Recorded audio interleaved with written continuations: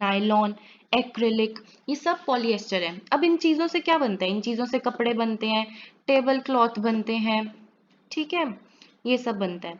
अब हमें पढ़ना है इन, जो अभी हमने पढ़े हैं, कॉटन, सिल्क, वूल, जूट, अब इन सब के बारे में हम पढ़ेंगे कि ये कॉटन कहाँ से मिलता है, कहाँ से आता, कहाँ से है। और हमें हमें तो इतना प्यारा सा कपड़ा मिल जाता है शॉप में जाके, लेकिन एक्चुअली इसमें बहुत मेहनत लगती है।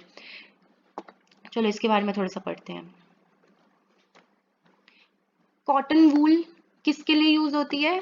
मैट्रेसेस, आपने देखा होगा पिलो आपके इतने सॉफ्ट सॉफ्ट क्यों होते हैं? उसके अंदर कॉटन वूल भरी जाती है, ठीक है, ये आपको ध्यान में रखना है, ठीक है। नाउ अब क्या करना है आपको? अब आपको स्मॉल स्मॉल थ्रेड्स निकालने हैं कॉटन फाइबर्स में से। निकाल पाएंगे? कैसे करेंगे, चलिए आइए देखते हैं। जो कॉटन है वो कहाँ से मिलती है? कॉटन प्लांट से मिलती है। और कॉटन कहाँ ग्रो होती है? वो ग्रो होती है black soil. Now this you have to remember.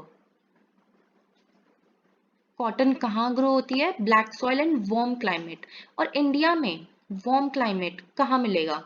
ये हरियाणा, पंजाब, यहाँ पर हमें कॉटन मिलता है, ठीक है। और पता है जब एक बार ऐसा भी हुआ है कि कॉटन जहाँ पर भी उगती है वहां पर इतना ज्यादा कॉटन के इतने ज्यादा रेशे उड़ रहे होते हैं, हवा में ही कॉटन होता है, इतना कॉटन उगता है जहां पर भी ये ग्रो होता है। कॉटन बॉल्स हम इन्हें कहते हैं, एकदम छोटे छोटे होते हैं, जैसे लेमन येलो कलर का होता है, कॉटन बॉल्स व्हाइट कलर की होती हैं, ठीक है। और अब हम इसके बारे में पढ़ेंगे। नाउ अब हमने देखा कि हमारे पास इतना सुंदर सुंदर कपड़े आते हैं, वो कैसे आते हैं, थ्रेड कैसे बनता है इन कॉटन बॉल्स का, हम थ्रेड कैसे बनाते हैं, ठीक है। तो वो हम कैसे करते हैं? ये एक प्रोसेस है गिनिंग, गिनिंग ऑफ कॉटन। इनसे हम एक बनाते हैं कॉटन के थ्रेड्स, ठीक है। क्या करते हैं ये देखो, पहले तो होता था कि पहले होता था कि आपको हाथ से ही निकालना पड़ता था कॉटन, और आपको हाथ से ही उसके थ्रेड्स बनाने होते थे। लेकिन अब मशीन्स आ गई हैं उसको करने के लिए, ठीक है।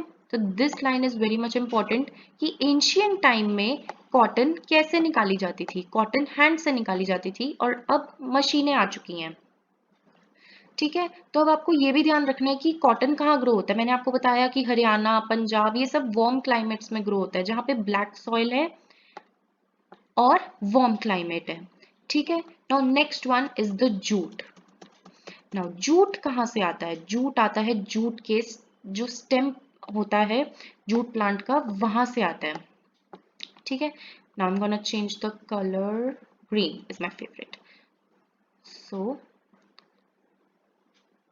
हाँ, तो जूट कहाँ पे होता है? जहां पर ये वेस्ट बंगाल, बिहार, असम, यहाँ पर रेनी सीजन के टाइम पे ये कल्टीवेट किया जाता है। मतलब जब भी रेनी सीजन, मतलब जब भी बारिशों का मौसम आएगा तब ये निकाल दिया जाएगा वहां से, ठीक है। अब ऐसा भी होता है कभी कभी जूट में से, जूट प्लांट में से कभी कभी जूट कभी कभी थोड़ा सा रह जाता है, तो कैसे करते हैं, कैसे निकालते हैं? तो उनको क्या करते हैं, उनको ना पानी में डाल देते हैं, उनकी स्टेम्स को ओवरनाइट रखते हैं। और ओवरनाइट भी क्या रखते हैं, बहुत दिनों तक रखते हैं, और उसको फिर हाथ से निकालते हैं फाइबर्स को। और जूट फाइबर्स आपने देखे होंगे कैसे रफ होते हैं, है ना। जूट के कपड़े भी बनते हैं, जूट के मैट्स भी बनते हैं, जूट के कर्टन्स भी बनते हैं, है ना।